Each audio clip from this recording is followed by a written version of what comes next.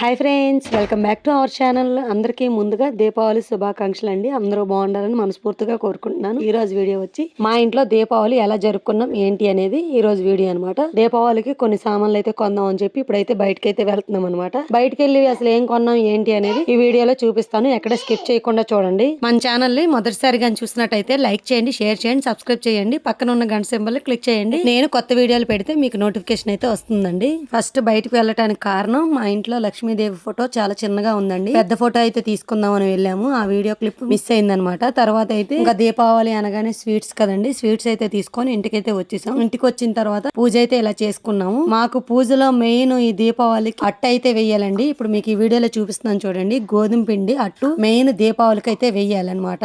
ఇంట్లో పూజ అంతా చేసిన తర్వాత ఇంకా ఇంటి ముందు దీపాలు పెట్టడానికి అయితే ఇంకా రెడీ చేస్తున్నాను. ఎప్పుడు మట్టి ప్రమిదల్లోనే పెట్టాలండి. చాలా మంది క్యాండిల్స్ అవి ఇంకా వాటర్ దీపాలు అలాంటివి అయితే యూజ్ చేస్తున్నారు కదా, అవి చాలా అసలు యూజ్ చేయకూడదు. దీపావళి పండుగ అనగానే మట్టి ప్రమిదల్లోనే దీపాలు పెట్టాలి. నేను ఈ వీడియోలో చూపిస్తున్నాను చూడండి.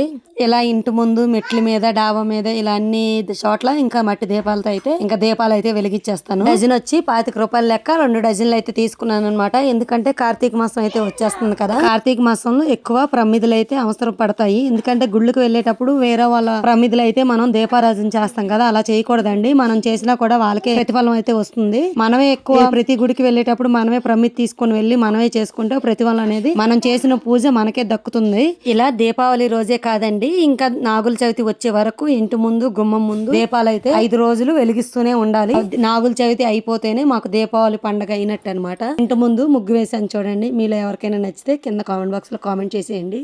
ప్రతిరోజు పద్మ ముగ్గు అయితే వేస్తాను అనమాట. లక్ష్మీదేవికి పద్మ ముగ్గు అంటే ఇష్టం. ప్రతిరోజు నేను ఆ ముగ్గు అయితే కంపల్సరిగా వేస్తాను. ఇంకా మేమైతే ఫస్ట్ దీపావళి పండగ అంటేనే మాకు ముందు దివ్వలు కొట్టడం అండి. దీపాలు అయితే వెలిగించి ఇంట్లో పూజ చేసిన తర్వాత అందరం ఇక్కడ 5 కర్రలకి తెల్లటి గుడ్డ నూనెలో ముంచి 5 కర్రలు అయితే కాలుస్తాం అనమాట. గోవిందా గోవిందా అని చెప్పి దివ్వి దివ్వి దీపాలమ్మ మళ్ళీ వచ్చే దీపాలమ్మ అని చెప్పి పాట పాడుకుంటా ఈ దివ్వలు అయితే కాల్చాలన్నమాట. ఇది కాల్చిన తర్వాతే మేము బాంబులు కాల్చాలండి. మనం ఎక్కడున్నా మన మూలాలు అయితే మర్చిపోకూడదు కదా. మన సాంప్రదాయాలు మన పూర్వీకులు ఎలా చేస్తున్నారో దాన్ని బట్టి మనం నేర్చుకొని మనం మన పిల్లలకి మన తరతరాలకి నేర్పిస్తా ఉండాలన్నమాట. అంటే మన పద్ధతులు మన సాంప్రదాయాలు ఇలా ఉంటాయి అని చెప్పి వాళ్ళకి కూడా తెలియపరచాలన్నమాట. అప్పుడే వాళ్ళకి తెలుస్తుంది కదా మన పద్ధతులు ఎలా ఉంటాయి అనేది. 5 కర్రలు కాల్చిన తర్వాత 5 కర్రలే కాదండి, 5 కర్రలు లేకపోతే గోం పుల్లలు అంటే గోంగూర, మన ఇంట్లో గోంగూర ఉంటది కదా, ఆ గోం పుల్లలకు కూడా ఇలా క్లాత్ తో కాల్చి అదైనా వాడుకోవచ్చండి. ఇప్పుడు ఇంకా అది అయిపోయిన తర్వాత ఇంకా పిల్లలైతే బాంబులు అయితే స్టార్ట్ చేసేసారు. పిల్లల కోసం అయితే భూచక్రాలు, చెంచుబుడ్లు, కాకర పువ్వొత్తులు అంటే కొన్ని చిన్న చిన్నవి వాళ్ళు కాల్చే విధంగా ఉన్న బాంబులు అయితే తీసుకొచ్చాం అనమాట. ఎక్కువ తీసుకురాలేదు. ఇది మట్టి రోడ్డు కావడంతో అసలు ఎక్కువగా తిరగట్లేదు. దీపావళికి అమ్మ వాళ్ళైతే వాళ్ళ ఇంటికి రమ్మని పిలుపు చేశారనమాట. కానీ మా ఇంటి ముందు బోసుగా ఉంటుందని చెప్పి ఇంట్లో పూజ చేసిన తర్వాత నైట్ అయితే వస్తామని చెప్పాము. ఇంకా ఇంట్లో పూజ మనం చేయాల్సినవన్నీ చేసేసాం కదా అని చెప్పి ఇంకా అమ్మ వాళ్ళ ఇంటికి అయితే వెళ్ళిపోదాం అని ఇంటికి తలుపులు అయితే వేసేసి బయటకు రాగానే చిన్న పిల్లలు కూడా ఎంత పెద్ద పెద్ద బాంబులు అయితే కాలుస్తున్నారు. వాళ్ళు కాల్చడమేమో గానీ పక్కన వాళ్ళు ఎక్కడ కాలుస్తారని భయం వేసింది.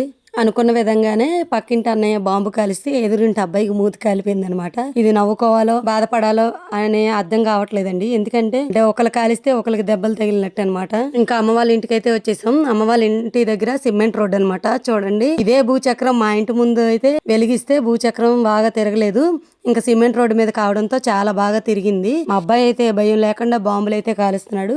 వాడికి దగ్గరలోనే ఉన్నాం అనమాట. ఎందుకంటే బాంబులు కాల్చేటప్పుడు పిల్లలు చాలా సేఫ్ గా ఉండాలని. ఇంకా పైకైతే వచ్చేసాం. మా నాన్న అయితే స్వీట్స్ బూందీ తీసుకొచ్చాడు అనమాట. రాగానే స్వీట్స్ అయితే పెట్టింది. అసలు స్వీట్స్ చూడగానే నోరు ఊరిపోయినాయి అనమాట. ఒకటైతే తీసుకొని స్వీట్ అయితే ముందుగా తినేసాను. బయట అయితే బాంబుల మోత మామూలుగా లేదండి. స్వీట్స్ అయితే తినేసిన తర్వాత మా అమ్మ అయితే భోజనం అయితే చేసేద్దరు రండి అంది. మా కోసం అయితే బూర్లు, గారెలు, చికెన్ అయితే వండింది అనమాట.